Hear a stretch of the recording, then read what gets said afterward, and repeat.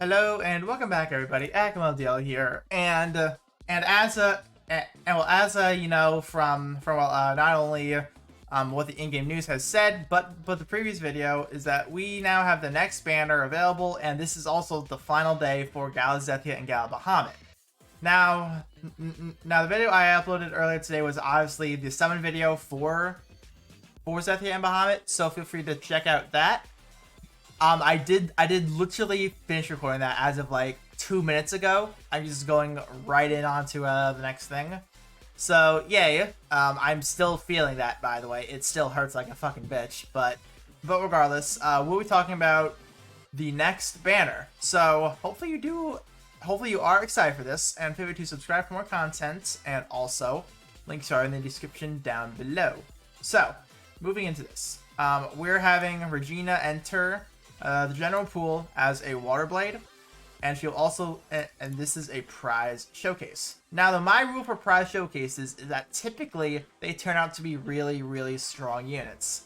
I say typically because I feel like Gala Leaf is a slight, not Gala Leaf, I feel like Citizen Leaf is a slight exception to this, I feel like, but typically all prize showcases are really strong units. So yeah, this is good bait. This is good bait right after the anniversary banner.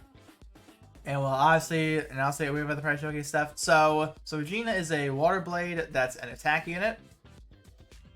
Moving into her kit now, she'll deal damage and activates additional effects based on which of the following buffs she has. She can either have Preservation Protocol, Restoration Protocol, or Purification Protocol. So as which these are all tied into her Apostle thing. I'll get into that shortly. But in short, one grants defense amp, one grants HP, another removes all afflictions, not debuffs, afflictions. She is not another Nadine. Alright? Before anyone gets excited, this does not include Curse of Nihility. This is not a Nadine.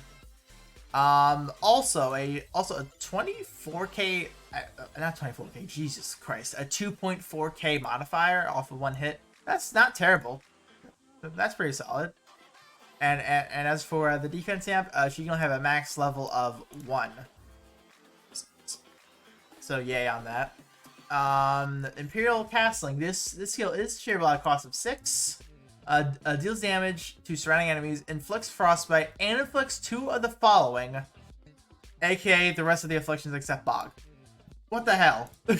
so 300 times 7, that's 2.1. Still not bad.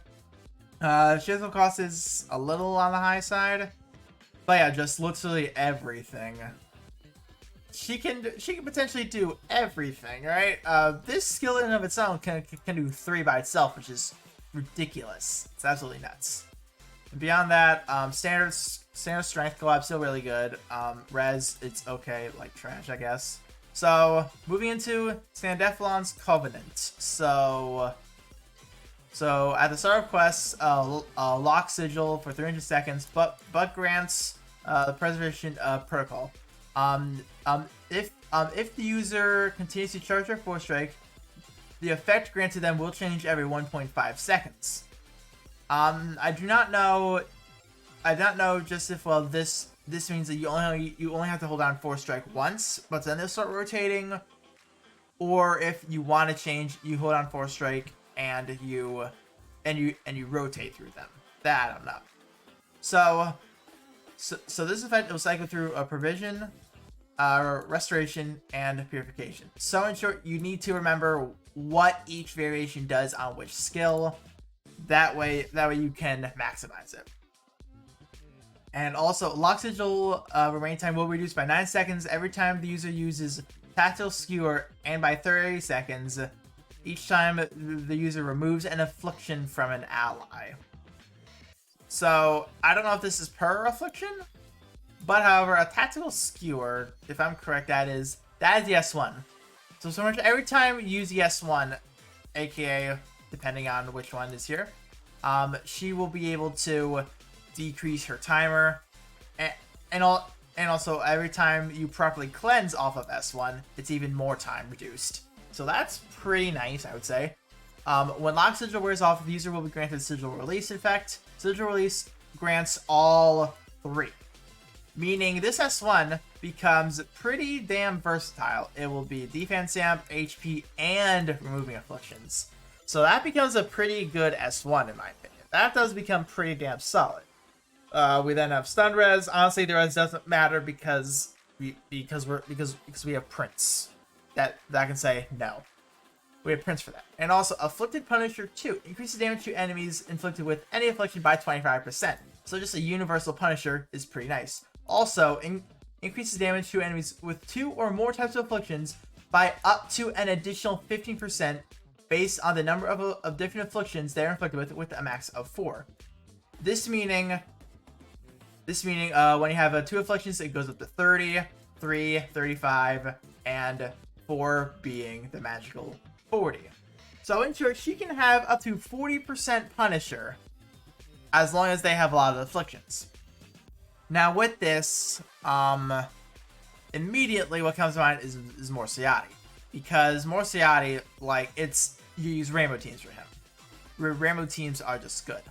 However, people are assuming that she's going to be built for Surtur. Now, with Surtur now, and how domains have been going, you've only been allowed to do that element's affliction. Meaning that she'll never hit this 40% if Surtur... and that's only if Surtur needs all these afflictions. So this is definitely going to be interesting to look at going into Surtur. Most definitely interesting. So as for issues in must summon, I'm going to be honest here. I only find her alright. I'm going to be honest, I only find her alright. Like, she's competing with Galamascula. That's hard to compete with. But, nice, I do know that she is a general pool unit. I do know that. Versus, obviously, a Gala limited unit. But I think if you have Galamascula, you're fine. That's what I think. But, however, she is still easily the second best Water Blade. That's an undisputed fact. So just if you do need a Water Strength collab, she could most definitely be a good option. Now that we do know that Saint Nephalon is going to, right? Saint Nephalon is going to come to the game eventually. So hopefully it makes or breaks her. I honestly hope I'm wrong and that she's amazing. I've been wrong about Isaac before on Prize Showcases. I hope I'm wrong about her. But like, mods are solid. A 25% Punisher, pretty much a 25% Frostbite Punisher is nice. Then if Bog comes into play as well, she could potentially get really good on damage. But I just hope that Surtur really does make her to be optimal. That's what I'm hoping for with her, because right now all other content, she doesn't have a use. She just does. Maybe Morciati, but really not much of a use there. So that's going to be it for this video. Those are my honest thoughts, my first impressions. Once again, I hope I'm wrong. Typically, I am wrong about this type of stuff. I hope I'm wrong about this. And use your currency however you like. But do keep in mind, I know like everyone's spent for Galazethia. So just if you end up skipping on her and do not get lucky on freeze, I do not blame you. Just what you spend for her. I know a lot of people are going to be doing that as well, because a lot of people really like her. I've yet to read the story.